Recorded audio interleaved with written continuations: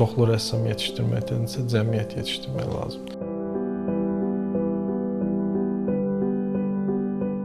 Qabiliyyət var, görünməyə də bilər. Onu parladıb ortaya çıxartmaq lazımdır.